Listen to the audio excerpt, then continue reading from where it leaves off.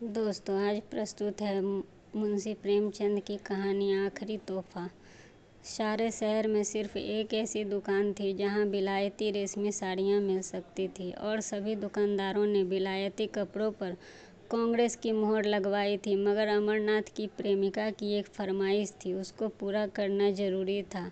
वह कई दिनों तक शहर के दुकानदारों के चक्कर लगाते रहे, दुगना दाम देने को तैयार थे, लेकिन कहीं सफल मनोरथ न हुए और उसके तकाजे बराबर बढ़ते जा रहे थे। होली आ रही थी। आखिर वह होली के दिन कौन सी साड़ी पहनेगी? उसके सामने अपनी मजबूरी को जाहिर करना अमरनाथ के पुरोष्ठित अभिमान के लिए कठिन था। उसके इशारे से वह आसमान के तारे तोड़ लाने के लिए भी तत्पर हो जाते।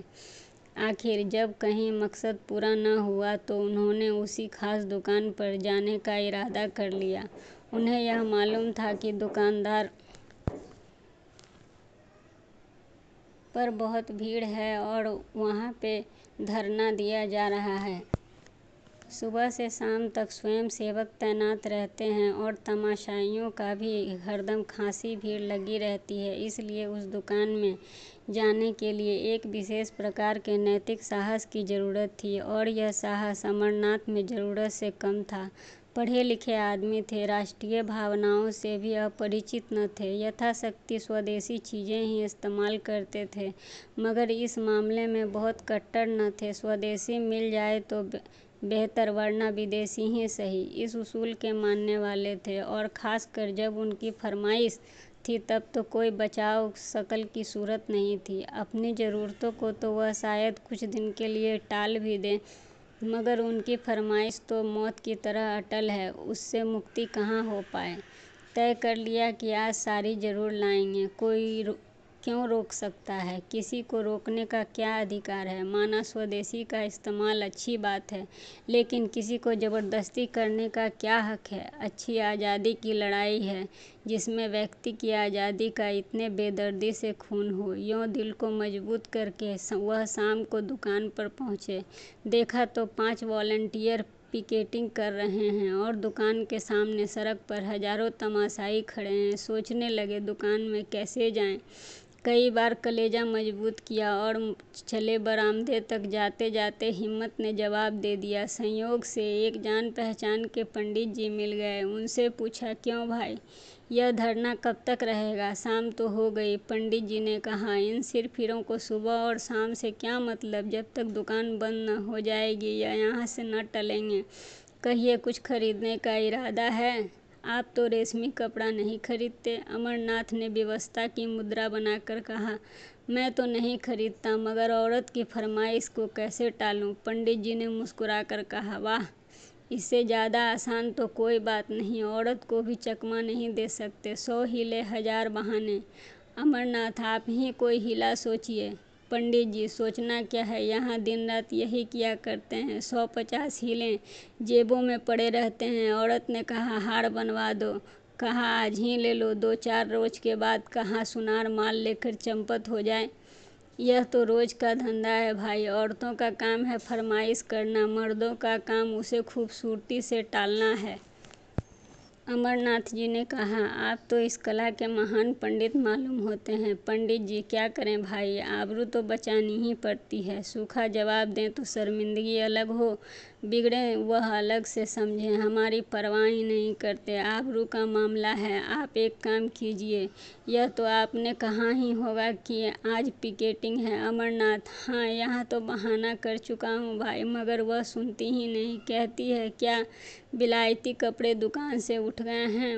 मुझसे चले हो उड़ने? पंडित जी, तो क्या मालूम होता है, कोई धुन की पक्की औरत है। अच्छा, तो मैं एक तरकीब बताऊं। एक खाली कार्ड का बक्स ले लो, उसमें पुराने कपड़े जलाकर भर लो। जाकर कह देना, मैंने कपड़े लिए थे, वॉलंटियरों ने छीनकर जला दिए। क्यों, कैसी रही? अमरनाथ, कुछ जचती नहीं। अजीब 20 ऐतराज करेंगी,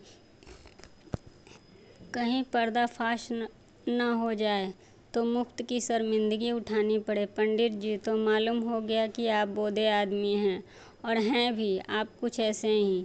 यहाँ तो कुछ इस शान से हीले करते हैं कि सच्चाई की भी उनके आगे धूल पड़ जाए। जिंदगी यही बहाने करते गुजरी है और कभी हम पकड़े ना गए।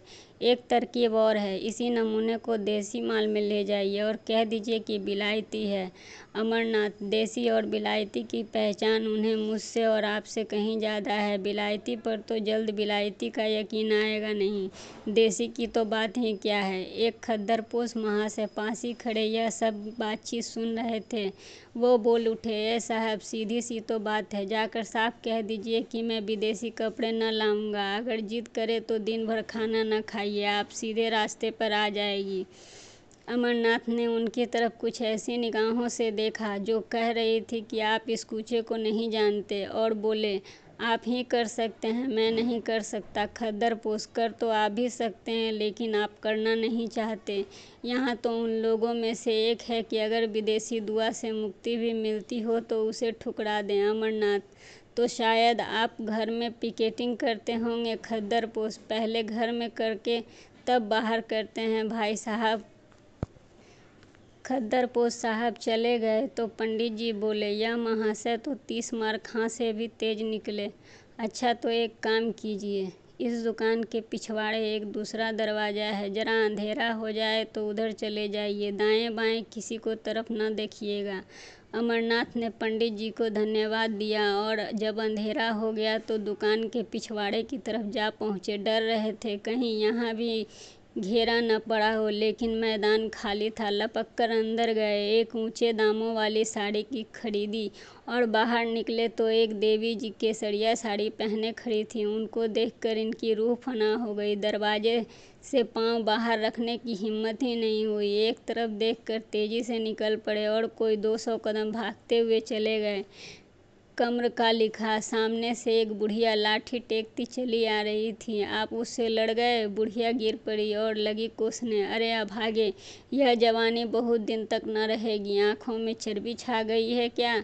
धक्के देता चलता है। अमरनाथ उसकी खुशामद करने लगे। माफ़ करो, मुझे रात दिन कुछ कम दिखाई पड़ता है। ऐनक घर धूल भर आया है। बुढ़िया का मिजाज ठंडा हुआ, आगे बढ़ी और आप भी चले। एक एक कानों में आवाज़ आई, बाबूजी जरा ठहरिएगा। और वह केसरिया कपड़े वाली देवी दरवाजे से आती हुई दिखाई दी। अमरनाथ के पांव बंध गए। इस तरह कलेजा मजबूत करके खड़े हो गए जैसे कोई स्कूली लड़का मास्टर की बेत के सामने खड़ा होता है। देवी जी ने पास आकर कहा, आप तो ऐसे भागे कि जैसे मैं आपको काट ही खाऊंगी। आप जब पढ़े लिखे आदमी होकर अपना धर्म नहीं समझते तो दुख होता है। देश की क्या हालत है, लोगों को खद्दर नहीं मिलता, आप रेशमी साड़ियाँ खरीद रहे हैं। अमरनाथ ने लज्जित होकर कहा, मैं सच कहता हूँ देवी जी, मैंने अपने लिए नहीं खरीदी, एक साहब की फरमाइश थी। देवी जी ने झोली से एक चूड़ी निकालकर उनकी तरफ बढ़ा दिया। कहा, ऐसे हीले रोज ही सुना करती हूँ, या तो आप उसे वापस कर दीजिए या लाइए मेरे हाथ में, मैं चूड़ी पहना दूँ आपको। अमरनाथ, शौक से पहना दीजिए, मैं उसे बड़े गर्व से पहन लूँगा। चूड़ी उस बलिदान का चिन्ह है जो देवियों के जीवन की विशेषता है। चूड़ियाँ उन देवियों के हाथों में थीं जिनके नाम सुनकर आज भी हम आदर से सिर झुकाते हैं। मैं तो उसे शर्म की बात नहीं समझता। आप अगर कोई और चीज़ पहनाना चाहें तो वह भी शौक से पहना दीजिए। नारी पूजा की वस्तु है, उपेक्षा की नहीं। अगर स्त्री जो कौम पैदा करती है चूड़ी पहनना आपके लिए गौरव का बात समझती है तो मर्दों के लिए चूड़ी पहनना क्यों शर्म की बात हो। देवी जी को उनकी इस निर्लज्जता पर आश्चर्य हुआ, मगर वह इतनी आसानी से अमरनाथ को छोड़ने वाली नहीं थी। बोली, आपके बातों के शेर मालूम होते हैं। अगर आप हृदय से स्त्री की को पूजा की वस्तु मानते हैं तो मेरी यह विनती क्यों नहीं मानते। अमरनाथ, इसलिए सारी भी एक स्त्री की फरमाइश है। देवी, अच्छा चलिए मैं आपके साथ चलूंगी, जरा देखूं आपकी देवी जी किस स्वभाव की स्त्री हैं। अमरनाथ का दिल बैठ गया। बेचारा अभी तक बिन ब्याहा था, इसलिए नहीं कि उसकी शादी नहीं होती थी, इसलिए कि वह शादी को एक आजीवन कारावास समझता था। मगर वह आदमी रसिक स्वभाव का था, शादी से अलग रहकर भी शादी के मज़ों से अपरिचित न थे। किसी ऐसे प्राणी की ज़रूरत उनके लिए अनिवार्य थी पर वह अपने प्रेम को समर्पित कर सके, जिसकी तरावट से वह अपनी रूखी सूखी जिंदगी को तरोताज़ा कर सके, जिसके प्रेम की छाया में वह जरा देर के लिए ठंडक पा सके, जिसके दिल में वह अपनी उमड़ी हुई जवानी की भावनाओं को बिखेर कर उसका उगना देख सके। उसकी नज़र ने मालती को चुना था, जिसका शहर में धूम थी। इधर 1.5-2 सालों से वह इसी खलिहान के दाने को चुगा करते थे। देवी जी के आग्रह ने उन्हें थोड़ी देर के लिए उलझन में डाल दिया। ऐसी शर्मिंदगी उन्हें जिंदगी में कभी न हुई। बोले, आज तो वह एक न्योते में गई है, घर पर न होगी। देवी जी ने अविश्वास से हंसकर कहा। तो मैं समझी यह देवी जी का कसूर नहीं, आपका कसूर है। अमरनाथ ने लज्जित होकर कहा, मैं आपसे सच कहता हूँ, आज वह घर पर नहीं है। देवी जी ने कहा, कल आ जाएंगी? अमरनाथ बोले, हाँ, कल आ जाएंगी। देवी, तो आप यह साड़ी मुझे दे दीजिए, कल यहीं आ जाइएगा, मैं आपके साथ चलूँगी। मेरे साथ 2-4 और बहनें भी होंगी।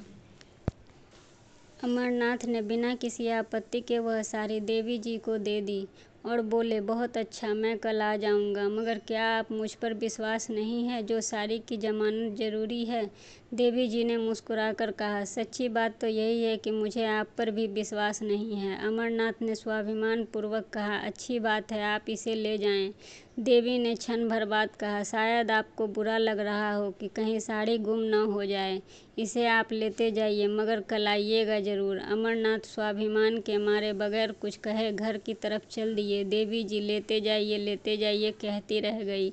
अमरनाथ घर न जाकर एक खद्दर की दुकान पर गए और 2 सूटों का खद्दर खरीदा। फिर अपनी दर्जी के पास ले जाकर बोले, खलीफा, इसे रातों रात तैयार कर दो, मुंह मांगी सिलाई दूंगा मैं। दर्जी ने कहा, बाबू साहब, आज तो होली की भीड़ है, होली से पहले तैयार न हो सकेंगे। अमरनाथ ने आग्रह करते हुए कहा, मैं मुंह मांगी सिलाई दूंगी, मगर कल दोपहर तक मिल जाए। मुझे कल एक जगह जाना है, अगर दोपहर तक न मिले तो मेरे फिर किसी काम के न होंगे। दर्जी ने आधी सिलाई पेशगी ले ली और कल तैयार करके देने का वादा किया। अमरनाथ यहाँ से आश्वस्त होकर मालती की तरफ चले। कदम आगे बढ़ते थे, लेकिन दिन पीछे रह जाता था। काश वह उतनी विनती स्वीकार कर ले कि कल 2 घंटों के लिए उसके वीरान घर को रोशन करे, लेकिन यकीनन वह उन्हें खाली हाथ देखकर मुंह फेर लेगी, सीधे मुंह बात भी न करेगी, आने का जिक्र ही क्या। एक ही बेमुरव्वत है तो कल आकर देवी जी से अपनी सारी शर्मनाक कहानी बयान कर दूं। उस भोले चेहरे की निस्वार्थ उमंग उनके दिल में एक हलचल पैदा कर रही थी। उन आंखों में कितनी गंभीरता थी, कितनी सच्ची सहानुभूति, कितनी पवित्रता। उसके सीधे सादे शब्द, कर्मों की ऐसी प्रेरणा थी कि अमरनाथ का अपना हृदय परायण जीवन पर भी शर्म आ रही थी। अब तक कांच के टुकड़े को जो हीरा समझकर सीने से लगाए हुए फिर रहे थे, आज उन्हें मालूम हुआ कि हीरा किसे कहते हैं। उसके सामने वह टुकड़ा तुच्छ मालूम हो रहा था। मालती की वह जादू भरी चितवत, उसकी वह मीठी अदाएं, उसकी शोखियाँ और नखरे सब जैसे मुलम्मा उड़ा जाने के बाद भी असली सूरत में नजर आ रहे थे और अमरनाथ के दिल में नफरत पैदा कर रहे थे। वह मालती की तरफ जा रहे थे, उसके दर्शन के लिए नहीं, बल्कि उसके हाथों से अपना दिल छीनने के लिए। प्रेम का भिखारी आज अपने भीतर एक विचित्र अनिच्छा का अनुभव कर रहा था। उसे आश्चर्य हो रहा था कि अब तक वह क्यों इतना बेखबर था। वह तिलिस्म जो मालती ने वर्षों से नाज नखरे हाव भाव से बांध रखा था, आज किसी छू मंतर तार से तार तार हो गया। मालती ने उन्हें खाली हाथ देखकर त्योड़ियां चढ़ाते हुए कहा, साड़ी लाए हो या नहीं? अमरनाथ ने उदासीनता के साथ जवाब दिया, नहीं। मालती ने आश्चर्य से उनकी तरफ देखते हुए कहा, नहीं। वह उनके मुंह से यह शब्द सुनने की आदी न थी। यहाँ उसने संपूर्ण समर्पण पाया था। उसका इशारा अमरनाथ के लिए भाग्य लिपि के समान था। बोली, क्यों अमरनाथ, क्यों नहीं लाए? मालती, बाजार में न मिली होगी, तुम्हें क्यों मिलने लगी? और मेरे लिए? अमरनाथ, नहीं साहब, मिली, मगर लाया नहीं। मालती, आखिर कोई वजह? रुपए मुझसे ले जाते। अमरनाथ, तुम खामखा जलाती हो, तुम्हारे लिए जान देने को मैं हाजिर रहा। मालती, तो शायद तुम्हें रुपए जान से भी ज़्यादा प्यारे हों। अमरनाथ, तुम मुझे बैठने दोगी या नहीं? अमरनाथ ने कहा, मेरी सूरत से नफरत हो तो मैं चला जाऊं। मालती, तुम्हें आज क्या हो गया है? तुम इतने तेज मिजाज के तो न थे। अमरनाथ, तुम बातें ही ऐसी करती हो। मालती, तो आखिर मेरी चीज़ क्यों नहीं लाया? अमरनाथ ने उसकी तरफ बड़े वीर भाव के साथ देखकर कहा।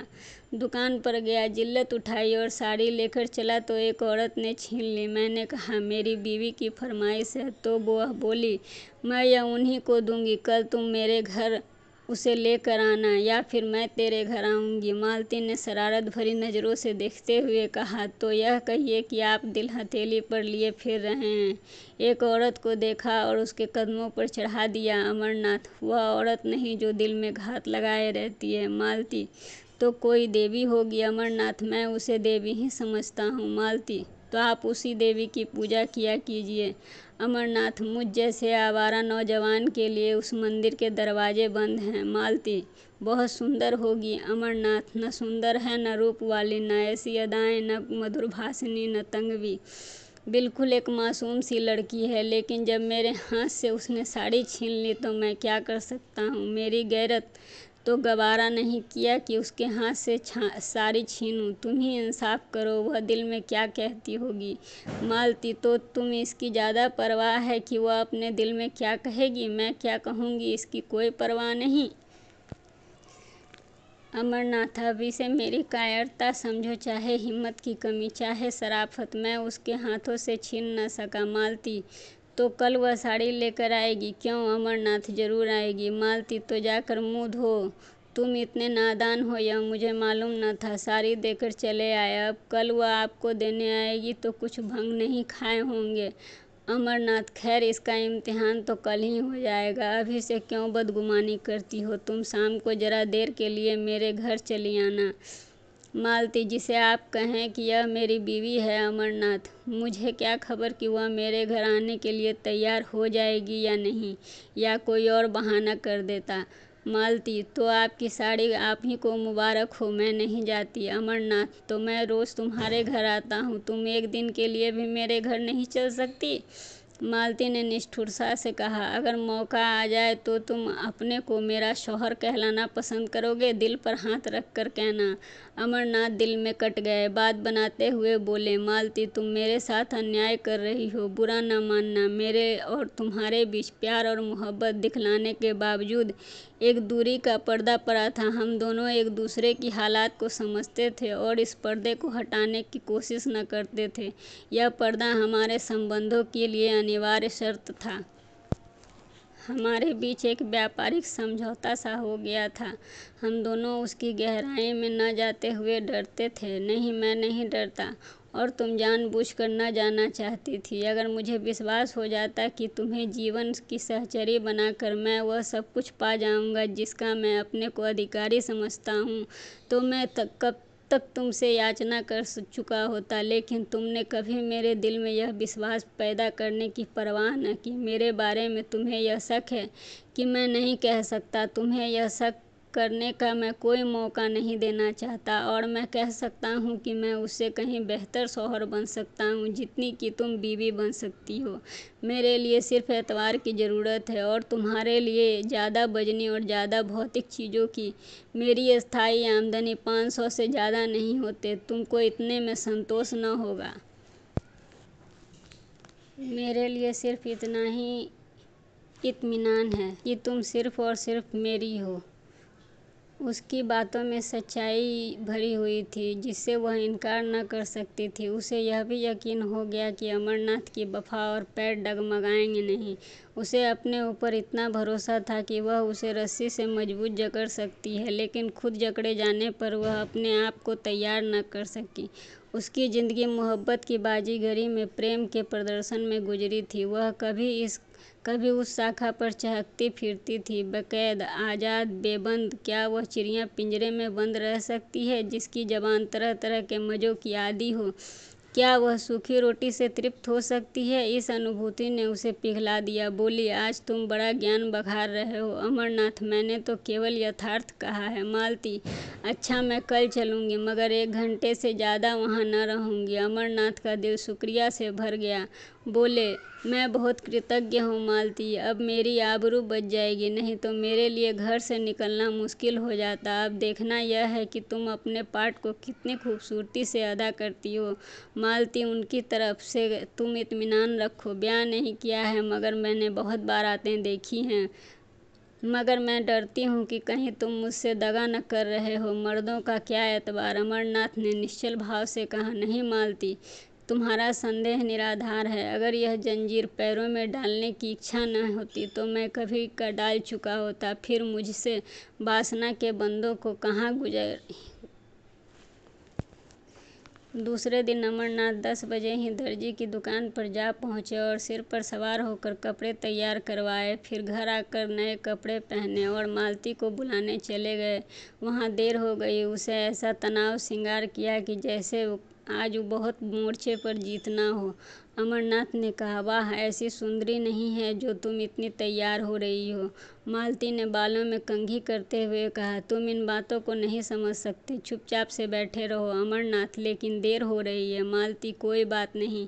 भय की उस सहज आशंका ने जो स्त्री की विशेषता है, मालती को और भी अधिक सतर्क कर दिया।